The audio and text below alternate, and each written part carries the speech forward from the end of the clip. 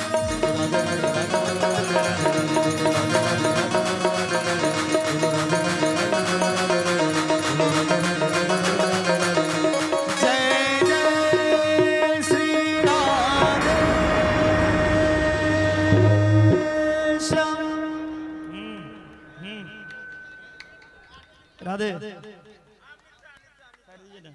राधे उदास सी युदासी पंकज भैया अफरा तफरी हो गई। आप लोग हल्ला नहीं करें, जाइए विसर्जन करने के लिए।